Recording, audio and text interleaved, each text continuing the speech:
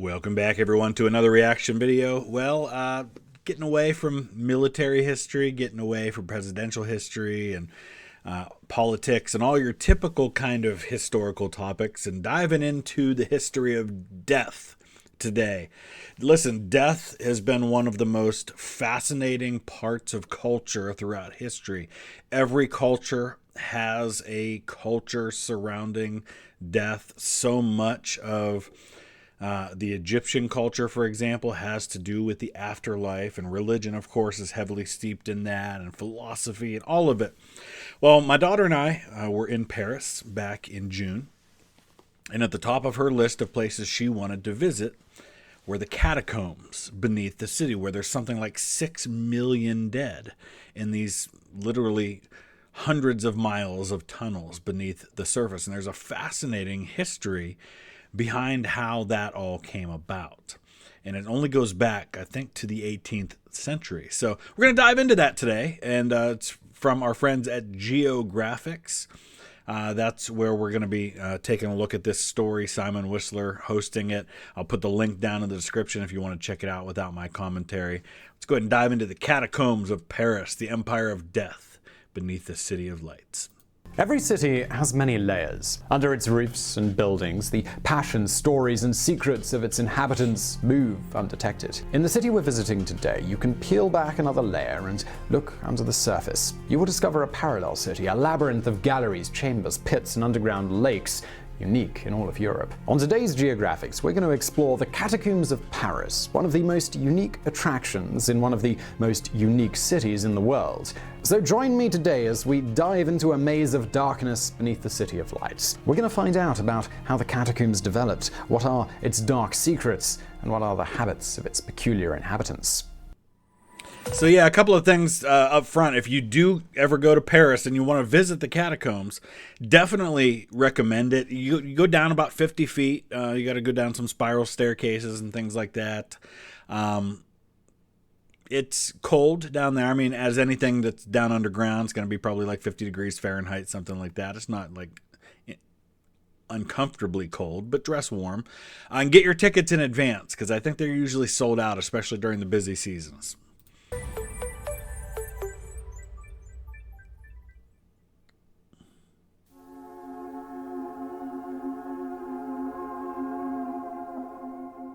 First of all, a distinction. Today I'm going to use the word catacombs to refer to the entirety of the vast network of galleries that sprawls underneath Paris, a reign of darkness underneath the City of Lights. But if we really want to be picky, the tourist attraction known as the Catacombs consists of only 2 kilometers of tunnels that are open to the public, which were used as a burial place in the 18th and 19th centuries. This is just a tiny fraction of the whole network, which extends to a total of up to 200 miles. Today it is largely 200 miles. And the reason that only a small part is open to the public is because it would be super easy to get lost down there. I mean, even in the parts that are open to the public, you can see chambers going off of chambers, and you can see areas where it would be very, very easy to get lost. You don't have a cell phone signal down there. It would be scary as heck to get lost in 200 miles of tunnels under the city like that. Closed the general public for most of the year. But a good Parisian is always a bit of a revolutionary, and so organized a group of explorers who defy law by roaming the dark corridors that are normally off limits. The development of this parallel city below the surface, it started very early. Experts evaluated that quarry tunnels have existed on the outskirts of Paris since Roman times. The limestone in these quarries built much of Paris since ancient times. Little by little, builders started mining underneath Paris, a clever idea to save time and the costs of transportation of limestone from elsewhere. So he talks about the people of Paris kind of making something out of it. Think about it. Every town, every city has those places, right, that people go, especially that teenagers are going to go, where they can get kind of time to themselves and they can hang out and not be bothered and not be seen by people and things like that. And in this case, this is a ready-made place for people to go and have parties, and there's adventure involved, and there's a mystery, and there's probably legends about ghosts and murders and those kinds of things going on. Medieval times, the building frenzy extended to religious buildings. Paris's Cathedral of Notre Dame was built with stone carved from these mines. Now, I'm not a civil engineer, but I can guess that digging big holes under street level is going to create some kind of problem at some point. Surprisingly, though, it took several centuries before the first major collapse occurred, and that happened in December of 1774. One of the tunnels connecting the mines crumbled, opening a gaping hole that swallowed houses and people on the Avenue d'Enfer-Rochereau. More disasters occurred. And this is something that happened in my own community. I grew up in a town called Mineral Ridge. It is, as you might expect, a ridge that's kind of high ground overlooking lower ground, where they found a bunch of ore, specifically coal, but other things as well. And the house I grew up in, which is about 100 years old, we had mine shafts all over the place in our backyard, and they would open up, and the street behind our house, if you go back through our woods past a bunch of mine shafts, had a house that actually started to collapse into one of those mine shafts. Digging all those mines underground for 100 years or so eventually had 20th and 21st century consequences. And the same is true here. And, you know, the modern idea of cemeteries, the way we have them today, is just that. It's a relatively modern thing. And here in the United States, we have a lot of land, right? So we have plenty of room for cemeteries. In these big cities, that's not the case. And so graves get reused. You know, I've done research into my family and going to some of these cemeteries where my family are buried, and you look around and there's about 1,000 grave markers in the cemetery, and then you go digging through the records and you realize that there are 60, 70, 80,000 people buried in this really like 2-acre area because these graves have been reused multiple times and most of them aren't marked. And so Paris runs into the same issue of collapses because of digging underground, but then also bodies everywhere in a massive city. Occurred over the next few years, and finally the king, he took action. Louis XVI commissioned an architect named Charles-Axel Guillemot to explore, map, and stabilize the quarries. The individual mines were unconnected to each other at this stage. It was Guillemot's inspectors who dug more tunnels connecting the isolated networks and creating today's layout. Work went on until 1780, when what must have been one of the most morbid events ever took place. Since 1763, a royal edict had banned all burials in the capital for sanitary reasons. The church opposed the order and nothing was done. So back to 1780. An unusually long period of spring rain caused a wall around Les Innocents to collapse. Les Innocents was Paris's largest cemetery. This resulted in a literal avalanche of rotting corpses and pestilent sludge crumbling into the neighboring properties. Church officials agreed to do something about it, and the king ordered Guillemot to find a solution. And so it's right around this time and into the 1800s when you're going to start to get like civil cemeteries, right? You know, at this point, most cemeteries are connected to churches in some way, shape, or form. And so then you're going to get into the 1800s and you're going to start to get the modern kind of idea of a cemetery with the you know, kind of a park atmosphere to it.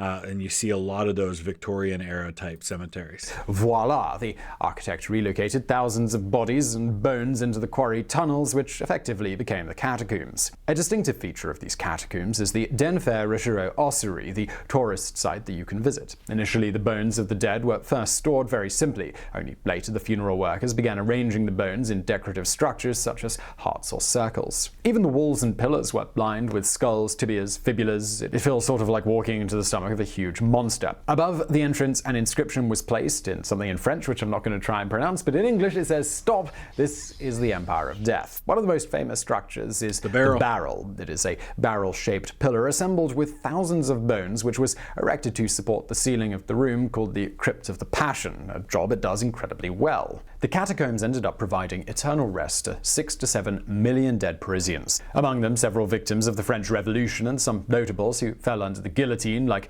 Maximilien de Robespierre. Another celebrity. Yeah, and so if you go down there today, they're actually labeled, and it'll say, like, these are all the bones that came from such and such a cemetery on such and such a date.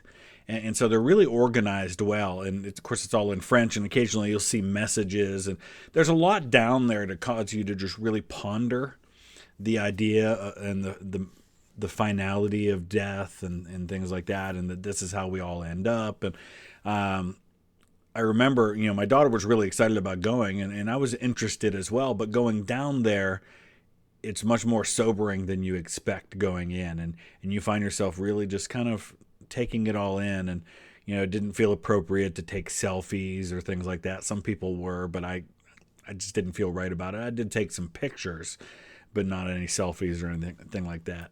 Whose bones can be found here is the 17th century writer Charles Perrault, author of Little Red Riding Hood and Cinderella. The extended network of the catacombs played a role also during the Paris Commune. During the last months of the Franco-Prussian War, a socialist insurgency established an autonomous government in the City of Lights. The insurgents had to face the violent repression of the rival French Third Republic, established after Napoleon III's abdication. An English conservative journalist in Paris described how 6,000 of the defeated insurgents were seeking refuge underground. He wrote, "Wandering in an agony of despair in the labyrinth of the catacombs." It seems like every time Paris went through a period of unrest, the catacombs, they came in handy. Let's face it, Paris likes to go through periods of unrest.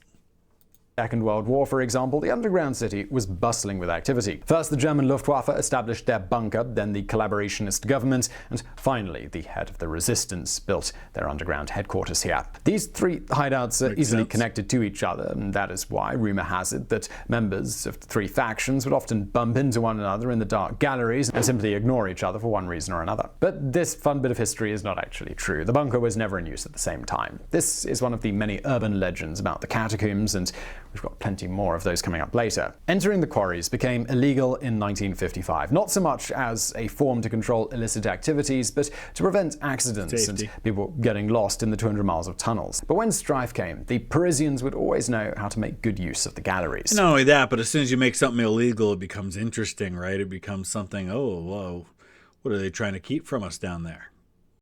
In 1968, a student protest erupted into riots, pitting Parisian students against... Listen, what is it with Paris and student protests wanting to make barricades? It's like a common thing that gets done in Paris for some reason. Riot squads. The catacombs proved handy, and the students in revolt used these galleries to evade the police and quickly reassemble in other parts of the city. In later decades, mostly the 1970s and 1980s, a new movement blossomed, the Cataphiles, the catacomb enthusiasts. The traditional Parisian rebelliousness got a fresh kick from punk culture. Taking advantage of the many entrances still open, groups of young Cataphiles discovered that they could descend into the quarries from the basements of their schools. In secret places only they knew how to reach, the Cataphiles partied, staged performances, created art, and took drugs. At first, the world on the surface barely took notice, but by the end of the 1980s, the city and private property owners had shut down most of the entrances, and an elite police unit began patrolling the tunnels. How'd you like to have that job?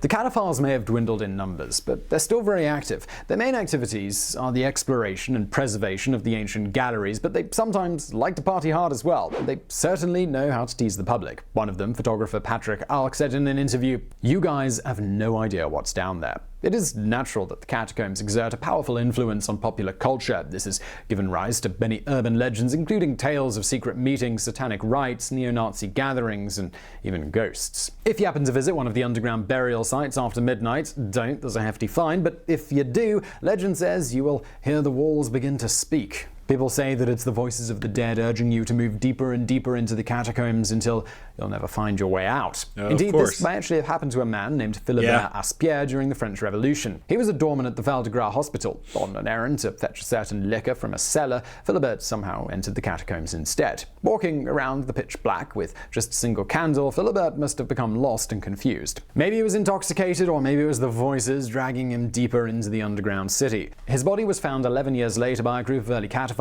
They identified him by the hospital keyring on his belt. Aspierre was buried on the very spot that he had died, and a tombstone commemorates his story. Cataphiles today say that each November the 3rd, Philibert's ghost haunts the labyrinth of the catacombs. There are also persistent rumors of occult groups sneaking underground to perform satanic rituals. In our research, however, we found little actual clues of the devil's... I'm sure that probably happens, but it probably happens so little as to not warrant the attention that it gets. Any of these types of sites are going to attract a certain level of that. You go to places like Salem, Massachusetts, especially around October, and you're going to see a lot of groups that have assembled there just because of the notoriety of that connected to the witch trials. So these types of places are always going to attract that. Minions at work. They're up to unnerving sets of graffiti scrawled in red under the Boulevard Arago, and they read, "Arrière Satan" or "Stand Back Satan."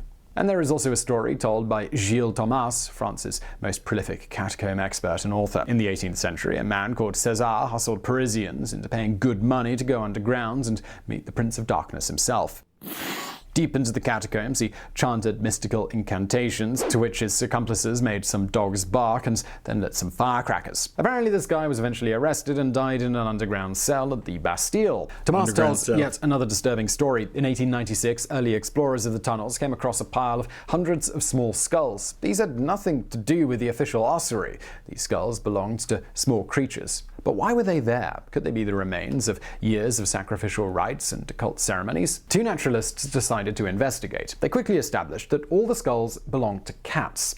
They then found out that the pile of remains was just below the chute of a well. When they climbed upstairs, they found a surprise. The entrance to the well was in the courtyard of a chic restaurant renowned for its rabbit dishes. So here, Satan didn't have a part in it. It was just a dishonest cook. Another group of Cataphiles reported a strange finding in the early 1990s. While walking through the ossuary, they happened upon a video camera on the ground. To their surprise, the camera had footage on it. As the group watched the footage, they heard some disturbing noises. It became clear that the man holding the video camera was lost and he had no idea how to escape. The Cataphiles reported that it appeared as though the man was going mad inside the dark maze.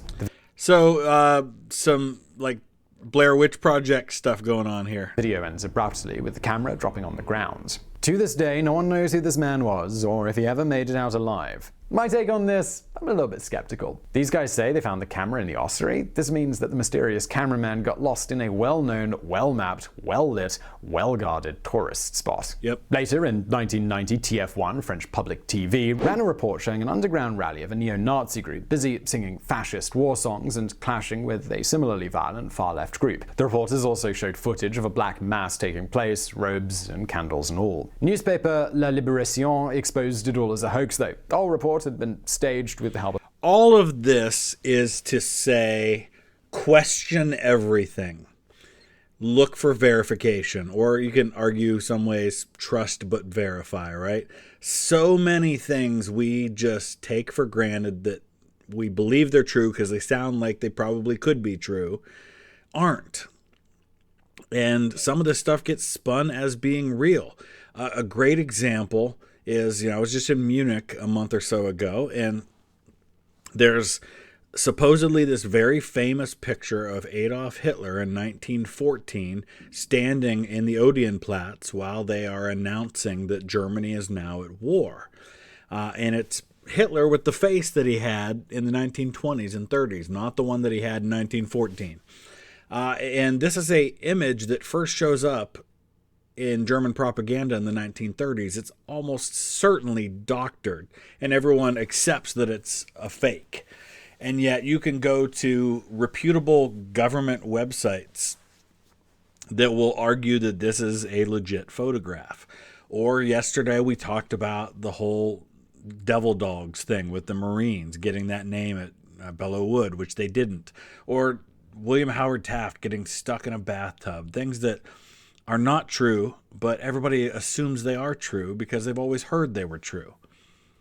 With actors and extras. There had been a neo-Nazi scare when a group of underground taggers identified themselves as La Gestapo de Ons, Gestapo of the Waves, but they had no Nazi affiliation and were just that, taggers. But TF1 had capitalized on the story and created some rather fun fake news. So far it's all rumors and tall tales, but weird stuff does happen down in the catacombs. In 2004, Parisian police were assigned to do a training exercise in a previously uncharted part of the catacombs. Entering the catacombs through a drain, officers first came across a sign that read "Building side, no access," and a bit further in, a camera that actively recorded images of those that passed. As the officers approached the camera, barking dogs could be heard. But it turns out this was just a security system. It was a recording of dogs barking that was triggered by motion sensors next to the camera. The police went deeper and discovered a 500 square meter cavern with a fully equipped cinema. It had a giant screen, projector, chairs, and a handful of film noir classics and more recent thrillers. In the next room, police discovered a fully stocked bar and a restaurant complete with tables and chairs.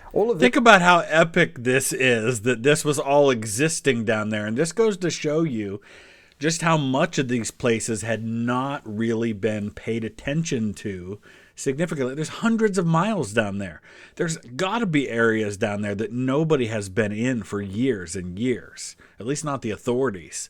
This was serviced by electric and phone lines that were professionally installed. The police, they were baffled. 3 days later, they returned with experts from the French Board of Electricity to try and figure out where the power was coming from. The cables by then had been cut, and a note was lying on the floor that read, "Do not try to find us." The mystery is still unsolved to this day. Was it the underground pleasure palace of a supercriminal, or simply the business venture of some tax dodger? Speaking of underground hideouts for picturesque criminals, if you're familiar with the novel The Phantom of the Opera and its adaptations, you will remember the disfigured protagonist Eric rowing on an underground lake. Well, the lake exists, and it's in the Catacombs. Located underneath the Opera Garnier Theatre, it measures 60 yards long and 12 feet deep. As the foundation for the theatre was laid in the 1860s, engineers struggling to drain water from the sodden earth ended up simply pumping it into the reservoir. This underground pond is not home to a vengeful musician, though, but to several well-fed fish. The lake is not universally known, but opera employees are well aware of it and feed its fauna with a nice diet of mussels. The lake is also used by firefighters who use it to practice underwater rescues in a dark environment. It's pretty awesome. Cataphiles? Yeah, see, though, right there's what I'm talking about. There's one of the signs that tells you exactly what cemetery it was and what date they deposited the bodies from that cemetery. In this case, 1809, but they go back to like the 1780s, 1770s. From what we've explored so far, you might guess that the Cataphile community is very active and varied, despite the constant threat of being fined upwards of €60 or even being arrested. The police force looking after the catacombs has been nicknamed the Cataphiles, flick being a slang term for a police officer. The Cataphiles are mainly concerned with issues of health and safety. Even an experienced cataphile is still at risk of ending up buried under a landslide, falling into a pit, or just getting lost. In 2011, 3 young explorers lost their way and roamed through the galleries for 2 whole days before an officer finally found them. However, most cataphiles are undeterred and dedicate themselves to a variety of pursuits. The basic cataphile is generally somebody who's looking to escape from the bustle of Paris to retreat into a parallel city where the temperature is cool in the summer and mild in the winter. And I get that, because if you've ever been to Paris, it's really crowded, especially in the summer. There's just people everywhere. It's not a huge city. I mean, it's significantly smaller than, say, London or Berlin, but it is so crowded, and there were just people everywhere. Wi-Fi and 4G cannot reach you, and where you can simply explore at will in solitude. Some of them even organize camping trips for days or even weeks. According to the police, it's not uncommon for lovers to have their romantic encounters in the catacombs. And then you have the groups of party animals who organize secret raves with DJs and all dancing in the underbelly of the City of Lights. The Cataphiles once disrupted a party of more than 300 ravers. The most famous amongst these parties is the annual celebration of Cataloween. In essence, it's essentially a regular Halloween party, but the location does create something of an unusual atmosphere. Hedonists, anarchists, and the odd tourist alike descend into the underworld for a different kind of trick-or-treat. Most of the activities, though, are of a cultural nature. Theatre groups organise secret shows and concerts. There's also suppers by candlelight, art exhibitions, and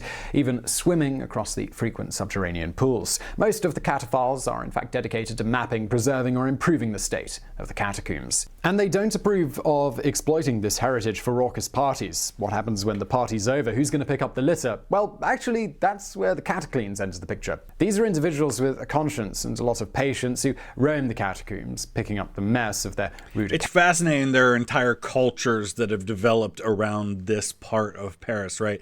The people who police it, the people who want to exploit it and explore it and have fun in it, the people who want to preserve it and clean it. And it's just like any other part of culture. counterparts. In their weekends-long expedition, they can collect up to a metric ton of trash. But the most surprising underground activity we found out about involves mushrooms. Not the type you would get at a rave, nope, the actual mushrooms that you can eat. It turns out that since the 19th century, Parisians and non-Parisians alike have been growing perfectly fine mushrooms in the catacombs. It all started with a gentleman called de Chambéry. While exploring the galleries, he came across young mushrooms happily growing underground, and so he got the idea to use the abandoned tunnels to cultivate his own. More imitators followed, and very soon this practice was accepted and regulated by the French National Society of Horticulture. People came from all over France to the catacombs and grew their own mushrooms. This all makes a great point, too, about this, that the entire catacombs, it's not 200 miles of bones, right? The part that you can explore, the touristy part, is bones, and there are certainly bones in parts that are off limits for one reason or another, but it's not hundreds of miles of that. It soon became a successful and profitable enterprise.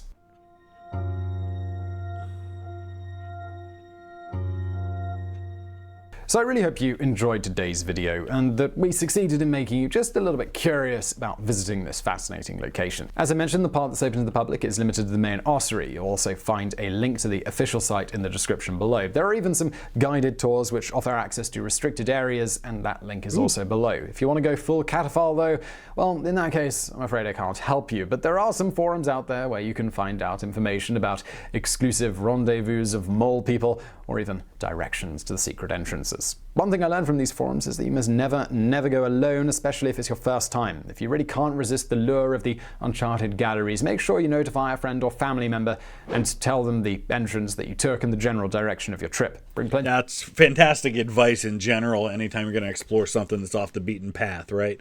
I mean, look at how many times people go hiking in the wilderness and they're not found for months because nobody knew they were there and they had no cell phone signal and they didn't have people with them. Just be safe, be smart anytime you do stuff like that. But an interesting look at a different part of history. I hope you guys enjoyed that, and I definitely recommend if you ever are in Paris, book it ahead, but check out the catacombs. It's definitely worth your time.